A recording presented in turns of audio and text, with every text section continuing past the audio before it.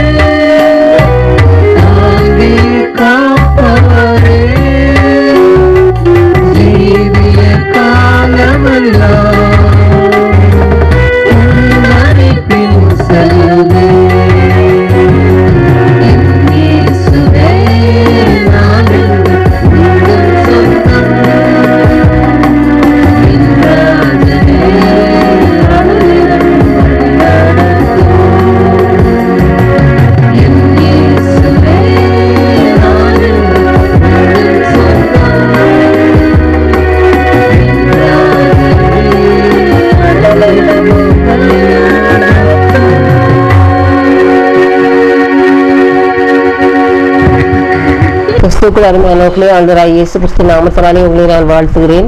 Emmanuel விசுவாச ஊழியங்கள் சார்பிலே இந்த 257வது வாரத்திலே ஆண்டவருடைய வசனத்தை நாம் தியானிக்க இருக்கிறோம். மத்தேயு 5ஆம் அதிகாரம் 11வது வசனம். மத்தேயு 5:11. என் நிமித்தம் உங்களை நிந்தித்து துன்பப்படுத்தி பலவித தீமையான மொழிகளையும் உங்கள் பேரில் பொய்யாய் சொல்வார்களானால் பாக்கியவான்களாக இருப்பீர்கள். என் நிமித்தம் உங்களை நிந்தித்து துன்பப்படுத்தி பலவித தீமையான மொழிகளையும் உங்கள் பேரில் பொய்யாய் சொல்வார்களானால் பாக்கியவான்களாய் இருப்பீர்கள். எதிரிகள் இருப்பது கிறிஸ்தவனுக்கு நல்லது என்று சொல்லி ஒரு போதகர் சொல்கிறார். எதிரிகள் இருப்பது கிறிஸ்தவனுக்கு நல்லது என்று சொல்கிறார். ஏன்னு சொன்னால், அந்த எதிரிகள் இருந்தால் தான் நீங்கள் ஆண்டவரை நோக்கி ஓடி வருவீர்கள். எதிரிகளோடு நீங்கள் சேர்ந்து நீங்கள் ஆண்டவருடைய பிள்ளையாக இருக்கிறதுனால எதிர்க்கு நேருக்கு நேர் மோத மாட்டீர்கள். நீங்கள் ஆண்டவரிடத்திலே ஓடி வருவீர்கள். அது மட்டும் இல்லாமல் பாருங்கள், மற்றவர்கள் கேலி செய்தால்னா எந்த காரியம் உங்களுக்கு பிடிக்காத காரியத்தை, உங்களை துன்படுத்தக்கூடிய காரியத்தை மற்றவங்க செய்தாங்கன்னா நீங்கள் ஆண்டவரிடத்துல என்ன செய்வீங்க? ஓடி வருவீங்க. எதிரிகள் இருந்தால் தான் தைரியமாக என்ன செய்வீங்க? இந்த உலகத்தில் இப்போ ஆண்டவர் என்னோடு இருக்கிறாருங்கிறது அதிகமாக உணர்வீர்கள்.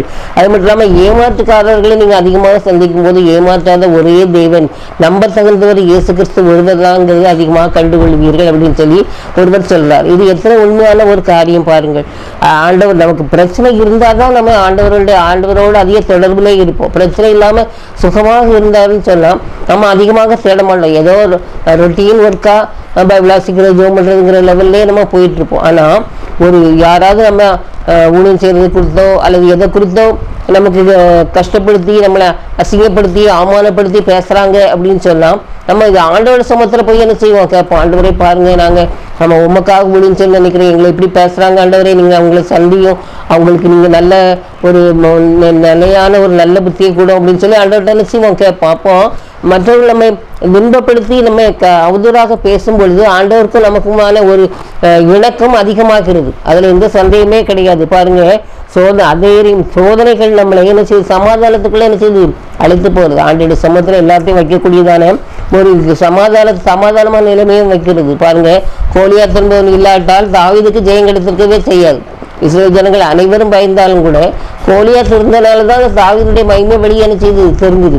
அதுபோல பாருங்க, மோசே அரண்மனையிலே இருந்திருந்தான்னு சொன்னா மோசே இவ்வளவு பெரிய ஊழியக்காரனாக ஆயிருக்கவே முடியாது. அங்கே ஒரு இருவர் சண்டை போடணும், அவங்கள விலக்கு பிடிக்கணும், அது நிமிஷமாக அவனுக்கு அரண்மனையில் பிரச்சனை வரணும், அவன் பயந்து வெளியே ஓடணும், மீதியான தேசத்துக்கு ஓடணும். இப்படி நிறைய காரியங்கள் என்ன செய்து அவனுடைய வாழ்க்கையில் வந்தது.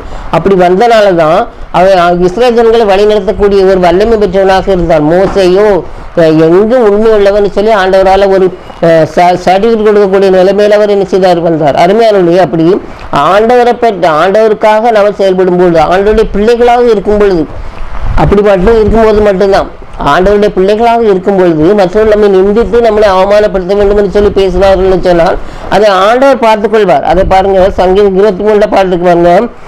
சத்துருக்களுக்கு முன்பாக ஒரு பந்தியை ஆயத்தப்படுத்தி என் தலை எண்ணெயால் அபிஷேகம் அணுகிறீர் அப்படின்னு சொல்லி ராஜா சொல்றாரு.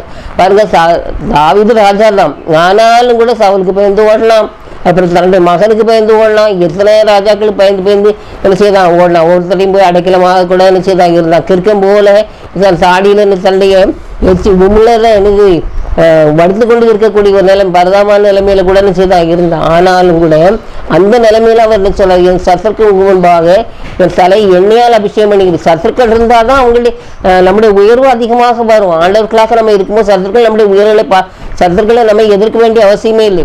அவர் யார் நம்மளை சத்துருக்கள் எதிர்க்கிறார்களோ அவர்கள் ஆண்டவர் நம்மளை உயர்த்துவதை பார்த்து அவர்கள் என்ன செய்வாங்க? வெட்கி தலை விடுவார்கள். நாம அவங்க அழிந்து போவார்கள் சொல்லி நம்ம பேசணும், அவர்களை நம்ம அவமானப்படுத்தணும். ஆனால் ஆண்டவர் அவர்களை உயர்த்துவதற்காக சொல்லி அவர்கள் அவமானப்பட்டு போவார்கள். பாருங்க, அதுபடினாலே ஆண்டவர் உங்களை உயர்த்த வேண்டும் என்று சொன்னால் நம்ம என்ன செய்யணும்? அமைதியாக இருக்கணும். அதான் ஆண்டவர் சொல்றாரு, என் நிமித்தம் உங்களை நிந்தித்து துன்பப்படுத்தி பலவித தீமையான மொழிகளையும் உங்கள் பேரில் பொய்யா சொல்வார்களால் பாக்கியவான்களாக இருப்பீர்கள். ஆண்டவர் அவர் சொல்வார், எனக்காக இந்த பிள்ளை அவமானங்கள் எல்லாம் தாங்குது, எனக்காக இந்த வேதனையான வார்த்தைகளை நான் தாங்குதுன்னு சொல்லி ஆண்டவர் நம்மளை பாக்கியவான்களுடைய வரிசையில் என்ன செய்வாரா? வைப்பார். அப்படின்னாலே ஆண்டவரை பற்றி பேசுறதுல, ஆண்டவருடைய பிள்ளைகளாக நம்ம வாழ்றதுல, ஆண்டவருடைய சொற்கும்படி நம்ம நடக்கும்போது நமக்கு ஒருவேளை இனிமையான பேச்சுகள் நிந்தியான வார்த்தைகள் நம்மளை தாக்குமானால் நம்ம பொறுமையாக இருப்போம். ஏன்னு சொன்னால் ஆண்டவர் சொல்றாரு, நீந்தான் பாக்கியவான், நீந்தான் பாக்கியவதின்னு சொல்றாரு. ஆனால் அப்படின்னாலே பாக்கியவானாக பாக்கியவதியாக நம்ம வாழ நம்மை ஆண்டவருக்கு ஒப்பு கொடுப்போம். ஆண்டவர் நமக்கு உதவி செய்வாராக.